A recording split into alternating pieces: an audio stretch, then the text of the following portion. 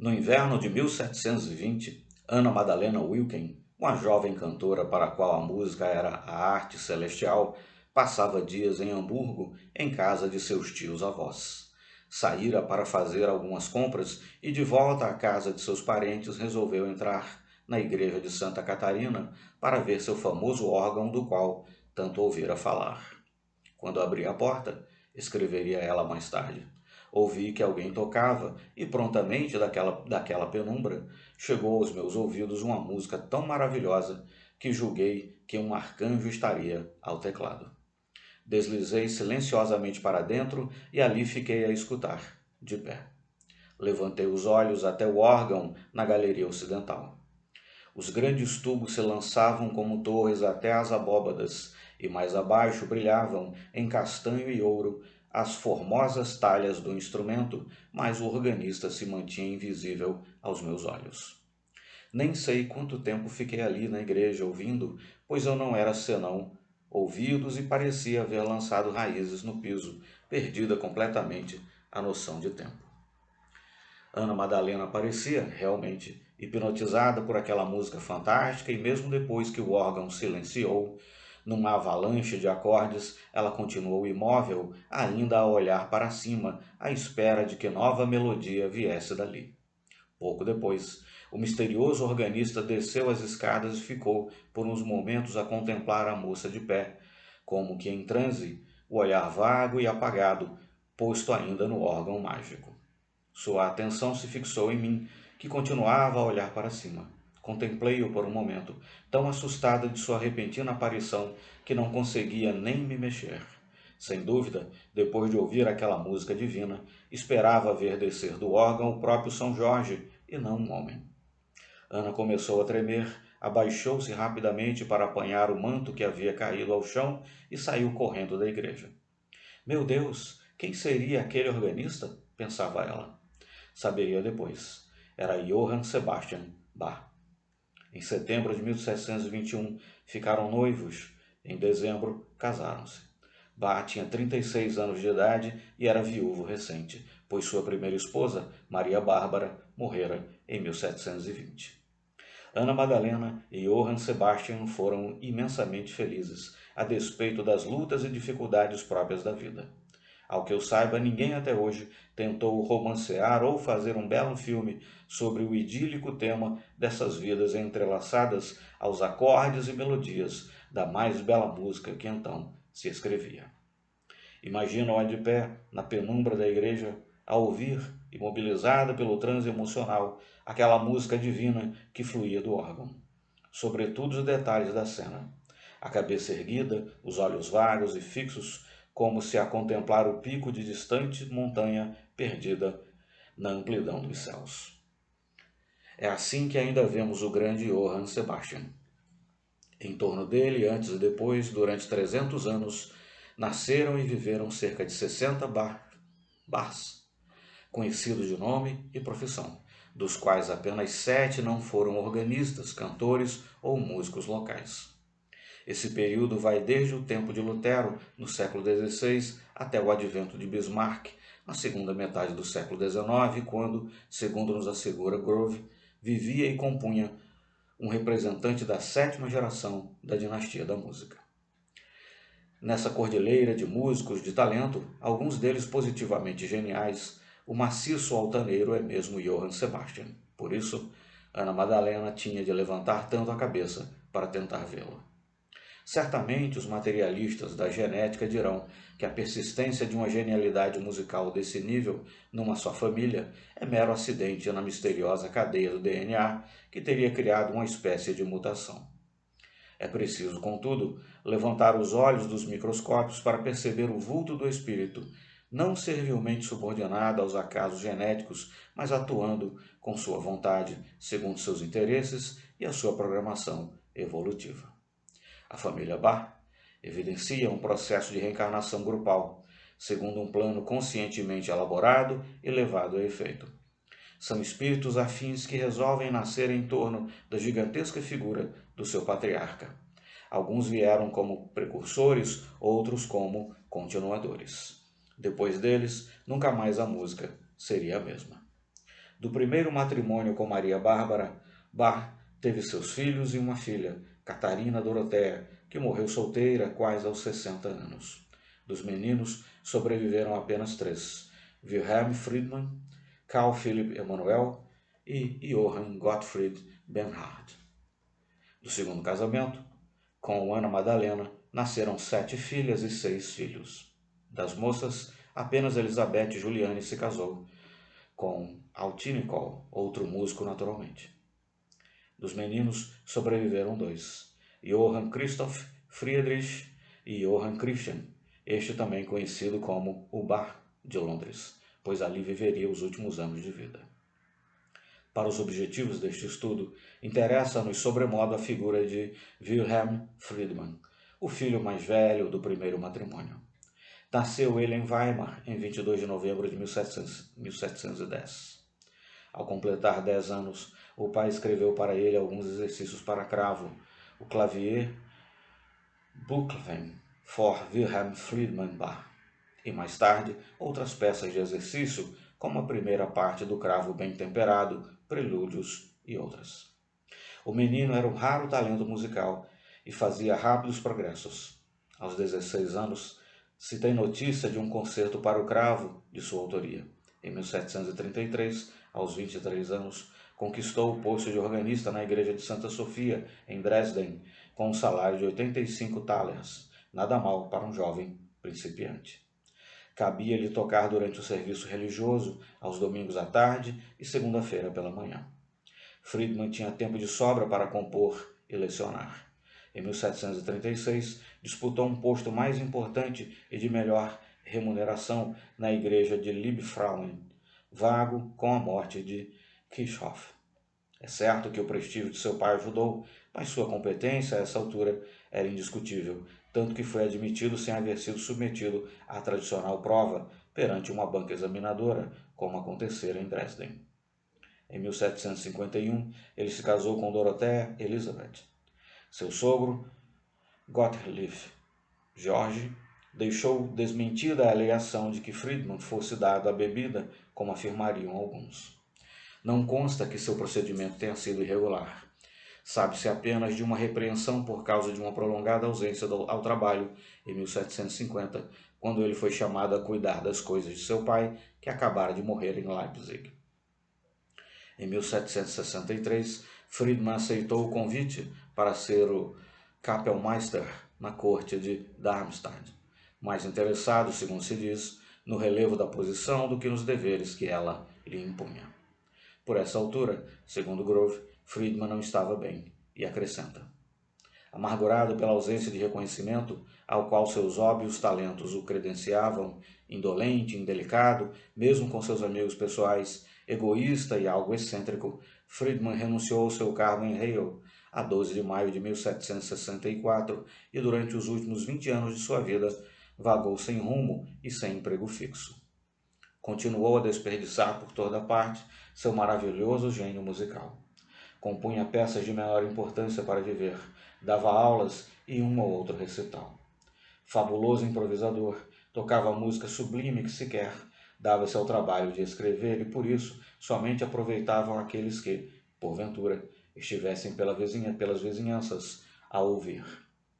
Como lhe coubera parte importante do acervo musical de seu pai, as partituras haviam sido distribuídas entre os filhos, Friedmann, em desespero, chegou mesmo a vender como suas as peças escritas pelo velho Bach, como é o caso, segundo Grove, do concerto para órgão em Ré menor, um arranjo de Johann Sebastian sobre o concerto grosso, opus 3, número 11, de Antônio Vivaldi. Muitos originais se perderam para sempre. Quando ele se mudou de Brunswick para Berlim, deixou uma quantidade de partituras de seu pai para que fossem vendidas em leilão. Inclusive a famosa arte da fuga de Bach, já cego, que Bach, já cego, ditava ao seu genro quando morreu. Parece que Friedmann até se esquecera do leilão, porque 4 anos depois, em 1778, escreveu pedindo informação. Em 1784, com 74 anos de idade, Terminou em Berlim aquela existência amargurada do gênio musical que a indisciplina frustrou, quando tanto poderia ter dado de si. O grande pecado de Wilhelm Friedman, para os amantes da boa música, foi o da irresponsabilidade com a qual tratou a parte que lhe coube na herança musical de seu pai. Deixou na pobreza a esposa e uma filha de 26 anos. No ano seguinte, em 1785, foi promovido a uma apresentação do Messias de Handel em benefício das duas, a fim de minorar-lhes a penúria. Dos seus muitos alunos e alunas durante os anos sem rumo e sem claridades, uma delas precisa ser citada. Chama-se Sara e um dia teria um neto por nome Felix Mendelssohn. Felix nasceu em Leipzig, exatamente onde o velho Johann Sebastian vivera seus últimos anos, em 3 de fevereiro de 1809, 15 anos após a morte de Wilhelm Friedman. Estudou convencido de que ele foi a reencarnação de Friedman. Vamos ver o porquê. Sara Levy, ex-aluna de Friedman, casou-se com um jovem que iria deixar a marca da sua cultura humanística na história do pensamento europeu. Chamava-se Moses Mendelssohn. Nascera em Dessau, em 1729, quando Wilhelm estava com 9 anos apenas. Era filho de Mendel, um professor judeu pobre e modesto. Mendelssohn, filho de Mendel. Moses foi considerado Platão moderno. Phaedon, um de seus principais escritos, Diálogo sobre a Imortalidade da Alma, fez tanto sucesso que antes do nascimento de Félix estava traduzido em quase todas as línguas europeias e em pelo menos uma oriental. Abraham, seu filho, casou-se em 1804 com Leah Salomon. Eram todos de origem judaica, como se observa pelos nomes. Tiveram 4 filhos: Fanny, Cecile, Jacob Ludwig, Félix, Rebecca e Paul. Referindo-se ao mesmo tempo à sua obscuridade, à fama do pai e ao seu não menos famoso filho Félix, Abraham Mendelssohn costumava dizer: antes eu era o filho de meu pai, agora sou o pai de meu filho. Muitos, de fato, o conheciam como o filho do professor Moses, enquanto mais tarde seria simplesmente o pai de Félix. O perfil, contudo, é injusto. Abraham foi uma pessoa de muitas virtudes e talentos. Dificilmente Félix teria sido o que foi se não tivesse os pais que teve. Não há dúvida sobre a eficácia dos métodos de que se valeram na esmeradíssima educação que proporcionaram aos filhos. Abraham era um homem de excelente caráter, ponderado e de grande habilidade e inteligência. Apesar de dedicado basicamente aos seus negócios, tornou-se um rico banqueiro, e a sua família, e não tanto a cultura, seu intuitivo conhecimento de música era invejável e surpreendia até mesmo a Félix, que não tinha explicações para aquele talento em quem não dispunha da menor formação teórica. Era de temperamento controlado, dando até mesmo a impressão de certa frieza, muito severo e, para o fim da vida, sujeito a explosões de irritação. Félix, em suas próprias palavras, era entusiasticamente, quase fanaticamente devotado a ele. Não menos devotada era Léa, a mãe, viva inteligência, cultura respeitável, sensibilidade artística apurada, e tão firme ou mais do que o marido em tudo quanto se referisse à disciplinação do processo educativo dos filhos. Também era calma e reservada, mas algo sujeita a uma ou outra explosão temperamental. Excelente pianista, os filhos começaram com ela o aprendizado em doses minúsculas de 5 minutos apenas, aumentados gradualmente até o limite desejado. A disciplina era rigorosa, mas havia entre eles laços de profunda e sólida afeição. Filhos e pais se adoravam. Félix diria mais tarde, lembrando-se da infância e adolescência, que gostava mais dos domingos, pois não eram obrigados a levantar-se às 5 horas da manhã para dar início às atividades do dia. Tinham professores particulares e especializados em cada disciplina. Em música, estudavam piano, canto, composição e violino, mas havia ainda pintura e conhecimentos gerais. Félix estudou grego com a irmã Rebeca, a qual era ligadíssimo por fortes laços afetivos. Chegou a ler Ésquilo no original. Por isso tudo, em 1820, com apenas 12 anos de idade, o jovem gênio começou a compor regularmente. Deixou ao morrer 44 volumes de partituras e documentos caprichadamente escritos, metodicamente classificados e datados pois aprender a ser ordeiro como poucos, certamente para corrigir o desleixo irresponsável que o ajudara a perder-se na existência anterior. Aos 13 anos, em Frankfurt, espantou o maestro Shelby ao improvisar, com base em alguns motetos de Bach. Lá estaria de volta, portanto, o genial improvisador que fora Friedman, e escolhe para demonstrar seus talentos ao maestro música do velho e esquecido Bach. Coisa semelhante aconteceu depois diante de Goethe. O imenso e quase lendário poeta alemão desejou ouvir certa fuga de Bach, de que o menino não se lembrava senão alguns trechos esparsos. Novamente, Félix improvisou longamente ao piano, desenvolvendo ele próprio o tema escolhido pelo encantado poeta. Um dia, as coisas começaram realmente a acontecer. A história principia com Friedrich Zelter, amigo e professor de Mendelssohn, que por um jogo inexplicável de circunstâncias, muitos dizem que é mera coincidência, encontrou numa casa que vendia queijos os originais completos da partitura da monumental Paixão segundo São Mateus, de Johann Sebastian Bach, uma das obras-primas da música sacra de todos os tempos. Teria sido esta, certamente, uma das peças que se haviam extraviado por causa do desleixo de Wilhelm Friedman, e estava agora destinada a ser usada como simples papel de embrulho. Zelter recolheu os preciosos originais e os guardou zelosamente na Singakademie, ao abrigo da curiosidade alheia. Seja como for, Mendelssohn teve algumas escassas e breves oportunidades de examinar os originais e a música que ali estava escrita o fascinou instantaneamente. Daí em diante, seu sonho era o de obter uma cópia daquela raridade para estudá-la com vagar. Zelter, contudo, não cedia 1 milímetro. Talvez considerasse os manuscritos apenas como peça de museu, dado que a música de Bach estava praticamente esquecida e tida como arcaica e superada em face dos novos rumos da música do século XIX. Bach seria, quando muito, objeto de estudos e citações de erudição histórico-musical.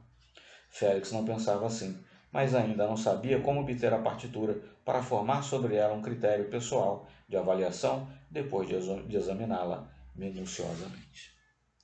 Foi nesse ponto que um anjo da guarda encarnado entrou em cena. Sarah Levy, sua avó, lembram-se dela como aluna de Wilhelm Friedman? Conseguiu demover Zelter e conseguiu dele permissão para que Eduard Ritz copiasse em segredo a desejada partitura. Foi o seu presente de Natal em 1823 para o neto Félix, que contava apenas 14 anos de idade. Dá até para sentir a emoção do menino naquele Natal distante. Sarah Levy acabava de ligar as pontas de 2 vidas. O resto era com Félix. Este, que desde a infância tinha inúmeras peças de Bach de cor, achava incompreensível que música daquela qualidade estivesse tão injustamente esquecida. Era preciso que alguém mostrasse ao mundo quem foi e o que produziu o gênio musical, ao qual se chamou acertadamente de o Quinto Evangelista, pela transcendental beleza religiosa da sua obra. Félix decidiu assumir o papel de restaurador da música de Bach nos círculos artísticos do século XIX na Europa. Em 1827, aos 18 anos, ele entendeu que era chegada a hora de entrar em ação. A decisão partiu de um desafio formulado por Spring, que manifestara sua opinião de que a música de Bach parecia mais um exercício matemático do que obra de arte, ou seja, tecnicamente perfeita, mas sem beleza. Mendelssohn resolveu provar que não era nada disso. Formou um pequeno coro de 16 vozes e começou a ensaiar a peça na mansão de seus pais aos sábados à tarde, naturalmente sob o olhar complacente de Lea Mendelssohn. Um ano depois desses primeiros ensaios, demonstrando uma tenacidade incrível num adolescente, vencendo dificuldades que pareciam intransponíveis, a peça foi apresentada na íntegra, sem alterar-se uma nota, como propunham alguns musicólogos da época.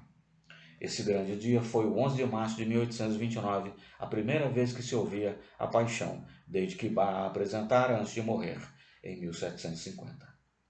Não havia mais lugar disponível no auditório lotado e mais de 1000 pessoas tiveram de ser recusadas. Félix ensaiara as 2 orquestras e os 2 coros das Sing Academy, 300 a 400 vozes. Como em toda essa aventura for apoiado pelo seu amigo De Vries, Félix escreveria mais tarde.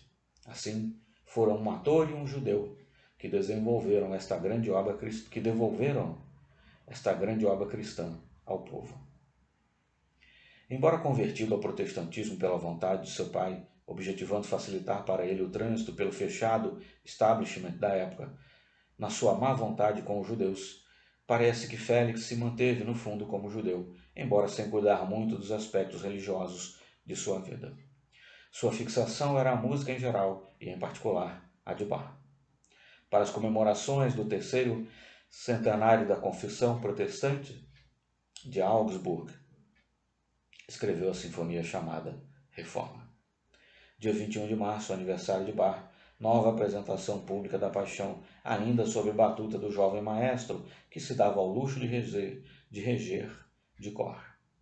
É, pelo menos, o insuspeito testemunho de Spring, que esteve presente a um dos ensaios quando Félix, sem olhar a partitura, fez a seguinte correção. No 23º compasso, os sopranos têm de cantar um dó e não um dó sustenido. Assim era o menino. Sua vida foi um apostolado quanto à obra imortal do chamado Quinto Evangelista. Já famoso e respeitado pelo seu gênio em toda a Europa, iniciou a campanha em prol da construção de um monumento a Johann Sebastian Bach em Leipzig, em frente à escola de São Tomé, onde o maior dos Bach havia lecionado. A 23 de abril de 1843, domingo, o monumento foi inaugurado. O programa musical foi todo dedicado a Bach. Mendelssohn dirigiu e tocou piano. Não seria longa, porém, sua existência. Morreu no dia 4 de novembro de 1847, aos 38 anos de idade. Sua tarefa estava concluída e muito bem realizada. Estava pronto para beijar a mão do velho Bach. Muitas vezes, do mundo espiritual, este deve ter inspirado e ajudado aquele que fora seu filho. Aqui e ali, é possível sentir-se a presença de Bach na música de Mendelssohn. Pelo menos eu o encontro no primeiro movimento da belíssima Terceira Sinfonia, maravilhosa biografia musical da querida Mary Stuart, rainha da Escócia.